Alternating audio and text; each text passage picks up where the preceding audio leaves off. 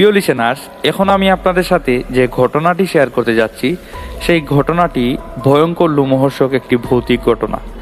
তো কথা না বাড়িয়ে আমি সরাসরি ঘটনায় চলে যাচ্ছি।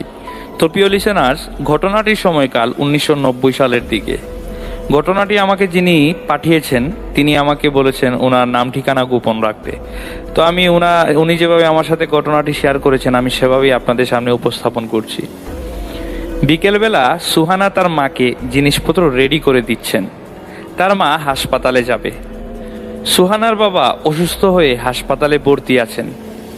হাসপাতালে সারাদিন সুহানার চাচা ছিল, এখন সে বাসায় চলে যাবে। তাই আজ রাতে সুহানার মাকে হাসপাতালে থাকতে হবে। সুহানাও হাসপাতালে যেত, কিন্তু সে সেখানে পরিবেশের সাথে খাপ খাওয়াতে পারে না।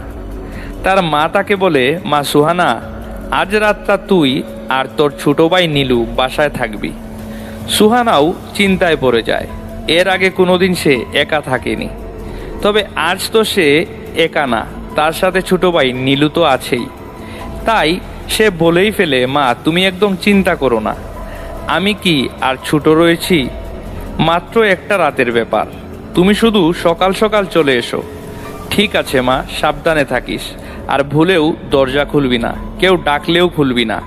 নীলু বলে, মা আমি আছি তো, তোমার মেয়ের জন্য চিন্তা করো না। সুহানা বলে, ওলে আমার মিষ্টি ভাইটা, কত ছোট তুমি, আর তুমি রাখবে আমার খেয়াল। ঠিক আছে সুহানা, নীলুর খেয়াল রাখিস। সন্ধ্যার পর তাকে ঘুম পাড়িয়ে দিস। সুহানা মাথা নাড়ায়, ঠিক আছে মা। তার মা বাসা থেকে বেরিয়ে গেলে সুহানা দরজা বন্ধ করে দেয়। তাদের বাসাটা শহরের একেবারে শেষ প্রান্তে পড়েছে। সে নীলুকে নিয়ে পড়তে বসে। ভাই পড়ো এখন। সে নীলুকে নিয়ে পড়া দেখিয়ে দিচ্ছে, নিজের পড়াটাও একটু আয়ত্ত করে নিচ্ছে।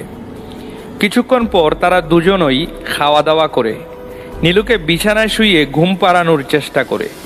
এক সময় নীলু ঘুমিয়ে পড়ে। সুহানা পড়তে বসে। আজ আকাশের অবস্থা তেমন ভালো না, বাইরে ঘন ঘন বজ্রপাত হচ্ছে। বিদ্যুৎ চমকানোর সময় পুরো ঘর আলোকিত হয়ে যাচ্ছে। পড়ার ফাঁকে ফাঁকে সে ফেসবুক ব্রাউজ করতে থাকে। আজ তার মনের মধ্যে কিছুটা ভয় লাগছে, কেননা এর আগে সে একা থাকেনি, যদিও নীলু সাথে আছে, কিন্তু ও তো ছোট মানুষ। সুহানা দেখে প্রচণ্ড বাতাসে দরজার পর্দাগুলো উঠছে। সাদা পর্দা হওয়ায় সেগুলো দেখতে একটু অন্যরকম লাগছে। সে গিয়ে পর্দাগুলো পেঁচিয়ে একপাশে রেখে দেয়। খাটের এক কোণে বসে একটা বই হাতে বসে এক মনে পড়ছে। এভাবে বই পড়ার সময় সে কখন যে সেখানেই ঘুমিয়ে পড়ে সে নিজেও জানে না। হঠাৎই একটা বজ্রপাতের আওয়াজে তার ঘুম ভাঙে। সে বিছানা ছেড়ে উঠে বসে একটু পানি পান করে সে ঘড়ির দিকে তাকায়। ঘড়িতে তখন রাত 11টা বাজে। বিছানা গুছিয়ে শুয়ে শুয়ে বই পড়তে থাকে। অবসর সময় উপন্যাস পড়ার অভ্যাসটা তার দীর্ঘদিনের। সে উপন্যাস পড়তে পছন্দ করে। হঠাৎই তার নাকে একটা অদ্ভুত গন্ধ আসে। পুরো ঘর খুঁজেও যখন কিছু পেল না, তখন সে আবারও শুয়ে পড়ে। একা একা তার কিছুতেই ঘুম আসছে না। ইস, আজ যদি বান্ধবী ঈশিতা থাকতো তাহলে গল্প করেই সময় কেটে যেত। আচ্ছা, ঈশিতাকে একটা কল দিয়েই দেখি। ঈশিতাকে কল দিলে সে বলে, কি রে, ঘুমিয়ে পড়েছিস নাকি? ঈশিতা বলে, কেন, কি হয়েছে? সুহানা বলে, কিছু না, ভালো লাগছিল না, তাই তোকে কল দিলাম। বাসায় আজ আমি একা আছি, সাথে ছোট ভাইটা আছে। যদি তুই থাকতি তাহলে অনেক মজা হতো। ঈশিতা বলে, দেখ সুহানা, এটা পাগলামি ছাড়া কিছু না। এখন রাত 11টার বেশি বাজে। আমি একটা মেয়ে মানুষ হয়ে তোর এখানে কিভাবে আসব? সুহানা বলে, আরে তুই এভাবে বলছিস কেন? আমি কি তোকে আসতে বলেছি? ঠিক আছে, তুই ঘুমা, আমি বরং সিয়ামকেই কল দেই। ঈশিতা বলে, হ্যাঁ দে, সিয়ামকে কল দিয়ে তোর বাসায় ডেকে নিলেই পারিস, ওর সাথে তোর আরও ভালো সময় কাটবে। সুহানা রেগে বলতে থাকে, দেখ ঈশিতা, তুই কিন্তু বেশি বলে ফেলছিস। তারপর সুহানা কলটি কেটে দেয়। তারপর সুহানা ভাবে বাহিরে অনেক বৃষ্টি হচ্ছে, তাহলে ঈশিতা এখানে আসতো, কি আর করার। শুয়ে শুয়ে বই পড়তে থাকে। আচ্ছা দেখি তো সিয়ামের সাথে একটু গল্প করি। সিয়াম আর সুহানা একই কলেজে পড়ে, তারা খুব ভালো বন্ধু। সিয়ামকে কল দিলে সে ঘুম চোখে ফোন রিসিভ করে বলে, কি ব্যাপার সুহানা, তুমি এত রাতে কল দিয়েছো? এই তো ঘুম আসছিল না, তাই ভাবছি তোমার সাথে একটু গল্প করি। সিয়াম বলে, এই বৃষ্টির রাতে গল্প না করে ভালো করে একটা ঘুম দাও। সুহানা বলে, ঘুম আসলে কি আর তোমাকে কল দিতাম? আসলে হয়েছে কি, আজ বাসায় আমি একা। মা গিয়েছে হাসপাতালে, তাই একা একা ভয় লাগছে। সেজন্য ভাবলাম তোমাকে কল দিয়ে একটু গল্প করি। সিয়াম বলে, এখন ঘুমাও, নয়তো জেগে থাকলে তোমাকে ভূত এসে ভয় দেখাতে পারে। সুহানা রেগে যায়, দেখো তুমি কিন্তু ভালো করছো না। তুমি তো জানোই আমি এসবে ভয় পাই। আর আজ রাতে বাসায় আমি একা। নীলু তো ছোট মানুষ। সিয়াম বলে, আমার ঘুম পাচ্ছে, এখন আমি ঘুমাবো। কাল সকালে তোমাকে কল দেব বলেই কলটি কেটে দেয় সিয়াম। সুহানা রেগে ফোনটি বিছানায় ছুঁড়ে মারে। একটাও কাজের নয়, আমার কথায় কেউই শুনলো না। এরকম বন্ধু থাকার চেয়ে না থাকাই ভালো। বই পড়তে পড়তে সুহানার চোখ প্রায় লেগেই আসছিল। তখন ওই দরজায় কে যেন নক করে। সুহানার চোখ মেলে তাকায়। ঘড়ির দিকে তাকিয়ে দেখে রাত প্রায় 12টার মতো বাজে। এত রাতে কে এসেছে? নাকি তার মা এসে পড়ল? না, মা তো যাওয়ার সময় বলেছে আজ রাত তিনি হাসপাতালেই থেকে যাবে। তাহলে দরজায় কে এসেছে? সুহানা ভাবে, মা তো যাওয়ার সময় বলেছিল দরজায় কেউ নক করলে ভুলেও দরজা খুলবি না। তাহলে এখন সে কি করবে? সুহানা ভয়ে ভয়ে দরজার কাছে গিয়ে দাঁড়ায়। দরজার ডোরহোল দিয়ে দেখার চেষ্টা করে।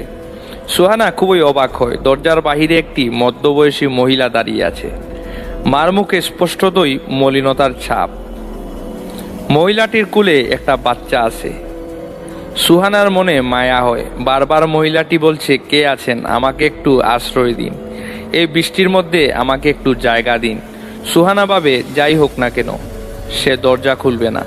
সে বিছানায় বসে থাকে, কিন্তু ছোট বাচ্চার কথা ভেবে সে ভাবে না এই ঝড় বৃষ্টির রাতে মহিলাটি তার বাচ্চাকে নিয়ে কোথায় থাকবে। না, মহিলাটিকে ভেতরে নিয়ে আসি। সে ভয়ে দরজাটি খুলে দিতেই ঘরের ভেতর ঠান্ডা বাতাস এসে পুরো রুমটি ঠান্ডা করে দেয়। জানালার পর্দাগুলো নড়তে থাকে। তখনই সুহানার ফোনে কল আসে। সে মহিলাকে কোনো কিছু না বলে ফোনটি রিসিভ করতে ভেতরে চলে যায়। সিয়াম কল করেছে। সিয়াম, তুমি কেন কল করলে? সিয়াম বলে, আমি সরি বলছি, তখন চোখে অনেক ঘুম লেগেছিল, তাই কথা বলার মুড ছিল না। সব কিছু ঠিক আছে তো সুহানা? সুহানা বলে, হ্যাঁ সবই ঠিক আছে, তবে এইমাত্র একটি মহিলাকে রুমের ভেতরে নিয়ে আসলাম। সিয়াম বলে, সুহানা তুমি এটা ঠিক করোনি, এখনই মহিলাটিকে বের করে দাও। এই রাতের বেলা একটি মহিলা কেন রাস্তায় রাস্তায় ঘুরে বেড়াবে, তাও আবার বৃষ্টির রাতে? এটা তো কোনো রহস্য আছে। তুমি এখন এই মুহূর্তে মহিলাটিকে বের করে দাও। সুহানা বলে, সিয়াম, মহিলা একা হলে তাকে আশ্রয় দিতাম না, কিন্তু মহিলার কুলে একটি বাচ্চাও আছে। সিয়াম বলে, শুনো, আমার কাছে ব্যাপারটা ভালো লাগছে না। কে জানে কোনো আপদ মানুষের রূপে তোমার বাসায় অবস্থান করেছে। দেখো সিয়াম, কোথায় আমাকে সাহস দিবে তা না, তুমি আমাকে ভয় পাইয়ে দিচ্ছ। সিয়াম বলে, শুনো, তুমি ওই মহিলার থেকে সাবধানে থাকবে। আমার কেমন যেন সন্দেহ হচ্ছে। যাই হোক, দেখি আমি কিছু করতে পারি কিনা। এই বলে সে ফোন কেটে দেয়। সুহানা পেছনে তাকাতেই দেখে সেই মহিলাটি বিছানায় তার বাচ্চাকে শুইয়ে নিজের চুল মুছতে থাকে। সুহানা দরজা বন্ধ করে মহিলাটিকে জিজ্ঞেস করে, আচ্ছা আপনি এত রাতে কোথায় গিয়েছিলেন? আর আপনি এত ছোট বাচ্চাকে নিয়ে এত বৃষ্টির মধ্যে বের হলেন কেন? মহিলাটি বলে, আমার স্বামী আমাকে বাড়ি থেকে বের করে দিয়েছে, টাকার জন্য আমাকে অনেক মারধর করেছে, সবশেষে আমার বাচ্চাকে মেরে ফেলারও হুমকি দিয়েছে। এটা শুনে সুহানা বলে, আপনার স্বামীটা কত নিষ্ঠুর, এইটুকু বাচ্চাকে নিয়ে কেউ এসব কথা বলে? মহিলাটি বলে, মা তুমি আমাকে তোমার বাসায় ঠাঁই দিয়েছ, তোমাকে কি বলে যে ধন্যবাদ দেব? সুহানা বলে, না আন্টি, কি যে বলেন আপনি? এই ঝড় বৃষ্টির রাতে আপনি এত ছোট বাচ্চাকে নিয়ে বাহিরে ঘুরছেন, আপনাকে কি করে না বলি আমি, বলুন? এটা তো আমাদের সকলের দায়িত্ব। যাই হোক, আপনার কাপড়গুলো তো সব ভিজে গেছে, আপনি এক কাজ করুন, এই নেন, এগুলো আমার মায়ের কাপড়, আপনি ওয়াশরুম থেকে এগুলো চেঞ্জ করে আসুন। মহিলাটি হাসতে হাসতে বলে, মা তোমার তো দয়ার শরীর, ঠিক আছে আমি কাপড় চেঞ্জ না করে না আসা পর্যন্ত আমার বাচ্চাটার খেয়াল রেখো। সুহানা বলে, ঠিক আছে আপনি চিন্তা করবেন না। মহিলাটি ওয়াশরুমে চলে গেল। সুহানা বাচ্চাটির দিকে তাকিয়ে দেখে বাচ্চাটি অনেক সুন্দরভাবে ঘুমিয়ে আছে। এত কিউট একটা বাচ্চা, মানুষে তো হিংস্র হয় কিভাবে? এত ফুটফুটে একটা বাচ্চাকে কিভাবে মেরে ফেলার হুমকি দেয়? ছি, ওইসব মানুষের উপর আল্লাহর গজব পড়ুক। বাচ্চাটা কি সুন্দর ঘুমাচ্ছে। বাচ্চাটিকে কুলে নিতে সুহানার অনেক মন চায়। যখনই সে বাচ্চাটিকে কুলে নিতে যাবে তখনই তার ফোনে আবারও কল আসে। সিয়াম কল করেছে। কি ব্যাপার সুহানা, এখন কি খবর? মহিলাটাকে বের করেছো? সুহানা বলে, তোমার কি মাথা খারাপ হয়েছে নাকি? এই ঝড় বৃষ্টির রাতে একটা বাচ্চা সহ মহিলাকে আমি কিভাবে বেরিয়ে যেতে বলি? আমি এত অমানুষ না। সিয়াম তাকে শাসায়, দেখো সুহানা, এখানে মানুষ অমানুষের কথা উঠেনি। আমি যা বলি তা মন দিয়ে শোনো। আচ্ছা, আগে এটা বলো যে মহিলাটি এখন কোথায়? সুহানা বলে, সে ওয়াশরুমে গেছে কাপড় চেঞ্জ করতে। সিয়াম বলে, আমার কথা মনোযোগ দিয়ে শুনো। কোনো মহিলাই এত ঝড় বৃষ্টির মধ্যে এত ছোট বাচ্চা নিয়ে বাইরে বের হবে না। এটা নিশ্চয়ই কোনো অশরীরী। তুমি এখনই যাও, গিয়ে বাহির থেকে ওয়াশরুমের দরজাটা লাগিয়ে দাও। সিয়ামের কথা শুনে সুহানা ভয়ে কাঁপতে থাকে। তার মানে এখন মার রুমে যে আছে সে একটা ভয়ঙ্কর অশরীরী? না, এটা হতে পারে না। সুহানা দৌড়ে গিয়ে ওয়াশরুমের দরজা লাগাতে যায়। তখনই সেই মহিলা বের হয়ে আসে। সুহানা চমকে যায়। সে কি করবে এখন, কিছুই বুঝতে পারছে না। মহিলাটি জিজ্ঞেস করে, কি ব্যাপার, তুমি এখানে? সুহানা বলে, না, আপনি আসতে লেট হচ্ছিল তাই আমি একটু দেখছিলাম আপনাকে ডাকবো বলে। তখন কানের কাছে ওপাশ থেকে সিয়াম বলেই যাচ্ছে, সাবধান সুহানা, তুমি ওর চোখের দিকে তাকাবে না। সুহানা মহিলাটির চোখের দিকে তাকিয়ে খেয়াল করে, আসলেই তো মহিলার চোখ দুটো অস্বাভাবিক দেখতে, খুবই অদ্ভুত লাগছে দেখতে। মহিলাটি জিজ্ঞেস করে, তুমি কি ফোনে কারো সাথে কথা বলছো? সুহানা বলে, না, মানে হ্যাঁ, আমি কথা বলছি। তখনই পাশের রুম থেকে নীলুর চিৎকারের আওয়াজ আসে। সুহানা দৌড়ে নীলুর কাছে যায়। সে দেখে নীলুফা বিছানার পাশে দাঁড়িয়ে আছে আর বাচ্চাটির জায়গায় কিছু ছাই পড়ে আছে। এটা দেখে সুহানা ভয়ে চিৎকার করতে থাকে। অন্যদিকে সিয়াম তখনও ফোনের ওপাশ থেকে বলছে, ঠিক আছে সুহানা, তুমি নিজেকে সামলাও, মনের ভয়টাকে দূর করো। এদের থেকে বাঁচতে হলে তোমাকে সাহস দেখাতে হবে। এটা বলতেই ফোনটি কেটে যায়। আর সেই মহিলাটি সুহানার দিকে ভয়ানকভাবে তাকায়। সে কি করবে কিছুই বুঝে উঠতে পারছিল না। কেন যে সে রাতের বেলা মায়ের কথা অমান্য করে দরজা খুলতে গেল। তখনই সুহানা জিজ্ঞেস করে, তুমি কে? মহিলাটি হাসতে হাসতে তার আসল রূপে ফিরে আসে। কি ভয়ানক আর বিচ্ছিরি দেখতে। সুহানা মহিলার এর রূপ ভয়ার্ত চেহারা দেখে চোখ বন্ধ করে রাখে। নীলুও ভয়ে চিৎকার করতে থাকে। মহিলাটি আস্তে আস্তে সুহানার কাছে আসে। এইবার আমি তোর ঘাড় মটকাবো। তারপর নীলুর দিকে ইশারা করে বলে, একে তো আমি চিবিয়ে খাবো, একদম কচি বাচ্চা, আমার খুব পছন্দ। মহিলাটি সুহানার চুলের মুঠি ধরে ফেলে। সুহানা অনেক চেষ্টার পরেও ভয়ানক আত্মার কাছ থেকে ছুটতে পারছে না। তখনই দরজায় কে যেন নক করে আর বারবার বলছে, দরজা খুলো, আমি এসে গেছি। সুহানা বুঝতে পারে এটা সিয়াম, কিন্তু সে দরজা খোলা তো দূরের কথা, দরজার কাছেই যেতে পারছে না। সুহানা তার ঘাড়ে প্রচণ্ড ব্যথা অনুভব করতে থাকে। সে বুঝতে পারে এই ভয়ঙ্কর অশরীরীটি তার ঘাড় মটকানোর জন্য এভাবে চুল ধরেছে। সুহানা বারবার বলতে থাকে, নীলু ভাই, যা, দরজাটা খুলে দে, দরজাটা খুল তাড়াতাড়ি ভাই। নীলু দৌড়ে গিয়ে দরজা খুলে দেয়। আর তখনই সিয়াম একটা লোহার শাবল উঁচিয়ে সেই ভয়ানক মহিলাটির কাছে আসতে থাকে। মহিলাটিকে আঘাত করলেও তার কিছু হয় না।